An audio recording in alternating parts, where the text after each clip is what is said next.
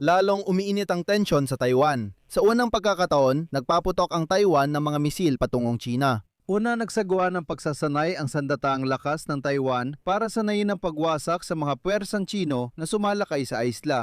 Nagpulan sila ng mga misil at artilyeriya upang lumikha ng pinakamakatotohanang senaryo ng labanan. Ngunit ngayon, napag-alaman na unang beses na nagsagawa ang mga militar ng Taiwan ng pagsubok na pagpapalipad ng mga misil patungo sa China gamit ang mga mobile na launcher. Matapos sanayin ang taktika ng depensa laban sa Beijing, naglunsad si HIMARS ng preemptive strike.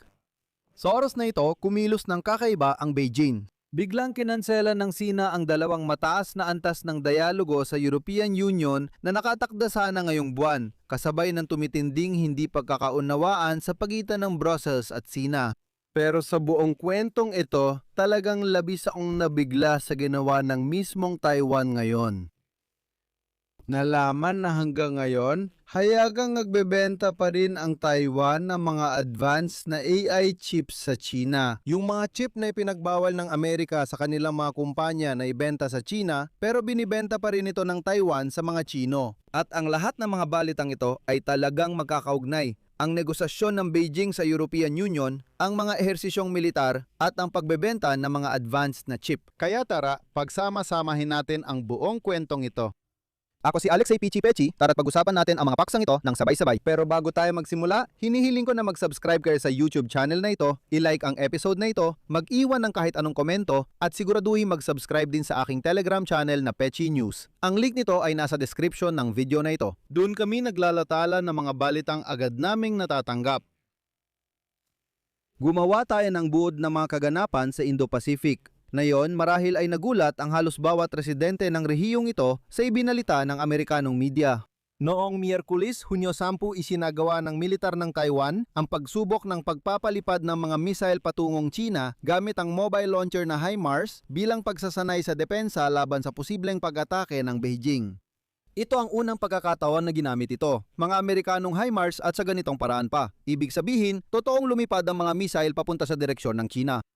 Nangyari ang mga manyobra sa ikalawang araw ng hersisyong militar sa kanlurang baybayin ng Taiwan.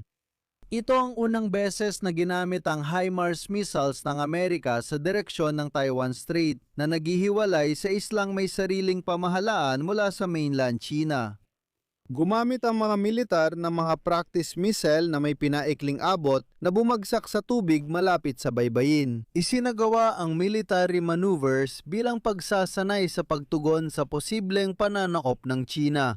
Ginamit din sa mga pagsasanay ang 155 na howitzer. Layunin nitong suriin kung gaano pabilis mag-deploy ng kagamitan at magsagawa ng high-precision na pag-atake gamit ang taktikang bumaril at mabilis na umalis. At ngayon, kinumpirma ni Alexander Yu, ang kinatawan ng Taiwan sa US, ang pagsasagawa ng mga pagsasanay gamit ang bagong nabiling HIMARS system mula sa US. Sa tanong kung bakit sa China ang direksyon ng mga missile, sinabi niya na dahil ang Taiwan ay isla, maaari lang silang magpaputok sa silangan o kanluran, kaya pinili nila ang kanluran. Parang sinasabi niya, pakinggan ninyo, walang ibig sabihin ito, huwag mag-isip ng iba pa. Nagkataon lang na sa direksyon ng Sina kami nagpalipad ng mga missile. Gusto ko lang banggitin na itinuturing ng China ang Taiwan bilang ayon sa kanila isang rebeldeng probinsya at sinasabi nila na sa inaharap dapat mapasailalim sa kanilang kontrol ang isla. Araw-araw nagpapadala ang Beijing ng mga barkong pandigma sa katubigan at mga eroplano sa impapawid malapit sa isla at nitong mga taon nagsasagawa ng malalaking ehersisyong militar sa paligid. Hindi opisyal na kinikilala ng Estados Unidos ang kalayaan ng Taiwan, pero tutul sila sa marahas na pagbabago ng estado nito at pangunahing tagapagtustos ng armas para sa sariling depensa ng isla. Dito, ipapaalala ko na noong Disyembre ng taong 2025, inanunsyo ng Estados Unidos ng Amerika ang isang malakihang pakete ng armas para sa Taiwan na nagkakahalaga ng mahigit $11 bilyong na kinabibilangan ng pagbebenta ng 82 karagdagang sistema ng HIMARS. Noong Marso 2026, pinayagan ng Parlamento ng Taiwan ang pamahalaan na pumirma ng kaukulang kasunduan para sa pagbili ng mga sandatang ito. Ngunit matapos ang pagpupulong ni Pangulong Donald Trump ng Estados Unidos at ng leader ng China na si Xi Jinping sa Beijing noong Mayo ng taong ito, sa praktika ay natigil ang pagpapatupad ng nasabing pakete ng armas. Hinimok ni Trump ang Taiwan na magpakalma ayon sa kanya. Sabi niya, magpakalma kayo. Ano pa ang gusto ninyo? Kumusta na kayo? Ang laki ng China, tingnan ninyo. Kayo ay maliit. Gusto ba ninyong makipagdigma? Kung magkakaroon ng digmaan, kailangan pa raw ng Amerika na maglakbay ng 9,000 at 500 milya para lumaban para sa inyo. Sabi niya, hindi namin kailangan yan. May HIMARS systems ng Taiwan sa kanilang sandatahan at ngayon lang ito inilagay doon, marami rin sa China. Pero hindi pa yan ang lahat. Alam naman nating lahat na hindi kailanman tumigil ang China sa posibilidad ng paggamit ng puwersa para makuha ang kontrol sa isla at palaging may mga eroplano at barko nila na malapit lang doon. Kaya naman sa panahon ng mga pagsasanay, gumamit ang mga militar ng Taiwan ng mga locally developed na missile system na Thunderbolt 2000 na nakakabit sa mga truck. Gumamit din sila ng mga American Paladin howitzer, artilyera at mga mortar para lumika ng zone ng pinsala na posibleng makapigil sa isang amphibious landing operation. Muling binigyang diin ng militar ng Taiwan na unang ginamit ang Thunderbolt 2000 system matapos 7 taon. Pero sa gitna ng mga military exercises, gumagawa ang Taiwan ng mga hakbang na mahirap ipaliwanag. Mukhang kakaiba lahat ito. Alam mo ba na sa praktika hanggang ngayon, hindi pa rin nagpatupad ang Taiwan ng mga limitasyon sa export control? Kaya naman, hayagang bumibili ang mga kumpanyang Chino sa isla ng mga handa ng server system na may AI chips na hindi pinapayagan ng mga autoridad ng US na ipadala doon. Ibig sabihin, nagpatupad ng parusa ang US at hinadlangan ang bentahan ng chips mula sa mga kumpanyang Amerikano sa China pero bumibili pa rin ang China ng mga ito mula sa Taiwan. Formal lang. Walang tunay na hadlang ang mga batas ng Amerika sa pagdadala ng AI chips sa China. Ang mga babala sa lokal na kumpanya ay para lang magbigay lang ng impresyong kaisa nila ang mga autoridad ng US. Ibig sabihin, hindi ka nais-nais pero hindi ipinagbabawal. At ngayon lang, dahil sa pressure ng mga katapat nilang Amerikano, naghahanda ang mga autoridad ng Taiwan na gawing formal ang mga limitasyong ito sa batas. Para maintindihan, nitong nakaraang taon lang isinama ng mga autoridad ng Taiwan ang Huawei at SMIC sa listahan ng mga kumpanyang hindi ka nais-nais para sa pakikipag-ugnayan ng mga negosyo sa Taiwan. Ulitin ko, hindi bawal, pero hindi rin ka nais-nais. Kasabay nito, lahat ng iba pang kumpanya mula sa China ay formal na pinanatili ang karapatang bumili ng mga produkto mula sa Taiwan, kahit na ang pinag-uusapan ay ang pinaka-advanced na chips para sa artificial intelligence. Ngayon, pinag-aaralan ng mga autoridad ng Taiwan ang pagpapatupad ng filter para sa lahat na mamimiling Chino ng chips, ayon sa mga patakaran ng Amerika sa export control.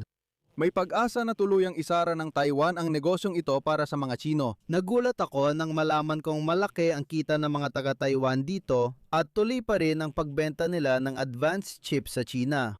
At ang tensyon sa pagitan ng China at kanluran ay tumitindi pa sa iba pang mga issue. Ayon sa Financial Times, biglang kinansela ng China ang 2 high-level dialogo sa European Union na yung buwan kasabay ng lumalalang hindi pagkakasundo ng Brussels at China. Ang tinutukoy ay isang pagpupulong tungkol sa mga digital na issue sa antas ng mga ministro sa Beijing, pati na rin isang hiwalay na dialogo na may kasamang deputy head ng diplomatic service ng European Union na si Olaf Skog.